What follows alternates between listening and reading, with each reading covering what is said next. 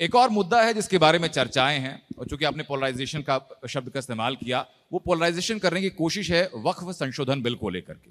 देवेंद्र फडणवीस का या महाराष्ट्र सरकार का क्या स्टैंड है? महाराष्ट्र सरकार पूरे तरीके से वक्फ संशोधन बिल का समर्थन करती है।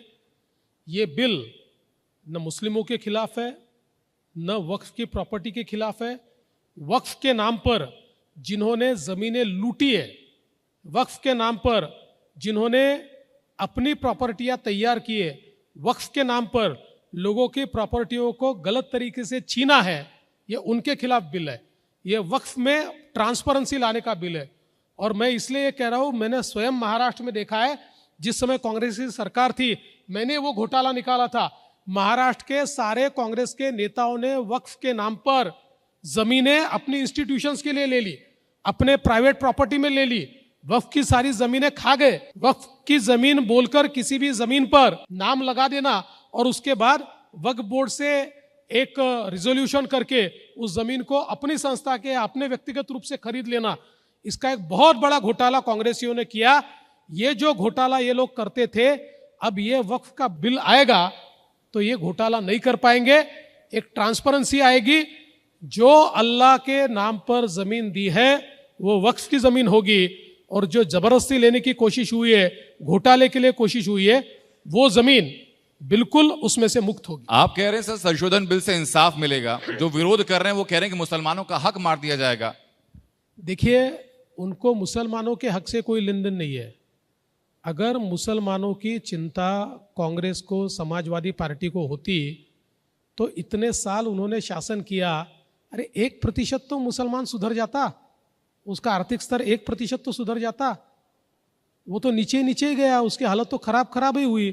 वो तो पंक्चर वाला ही बना ना, इंडस्ट्रियलिस्ट थोड़ी बना।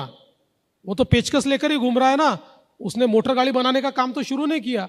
क्योंकि ये सारी पार्टियां चाहती है मुसलमान गरीब रहे, मुसलमान पिछड़ा रहे, मुसलमान को कम्युनल हम बनाए, ताकि अपनी रोटियां हम सेक पाए। ये मुसलमानों को न वक्फ बोर्ड के बारे में कुछ मालूम है, न इस एक्ट के बारे में मालूम है। बड़े लोगों को मालूम होगा, जनरल व्यक्ति को कुछ मालूम नहीं है। उनके नाम पर अपनी रोटियां सेकने का कार्यक्रम ये कांग्रेस और सारी पार्टियां कर रही है। एक सोशल मीडिया पर बड़ा कैंपेन के रूप में चल रहा है सर, लोग वक्फ संशोधन बिल को लेकर ही पूछ रहे हैं कि अगर एक सेक्युलर देश में किसी और धर्म के पास ऐसा कोई बोर्ड नहीं है कि वो जहां उंगली रख दे वो जमीन उसकी हो जाती है, एक धर्म विशेष के पास ये अधिकार क्यों? क्या ये बाकी के लिए इनजस्टिस नहीं है? देखिए, बात तो ये सही है, और इसीलिए हम लोग तो यूनियन यूसीसी की बात क्यों करते, हम उसी लिए करते।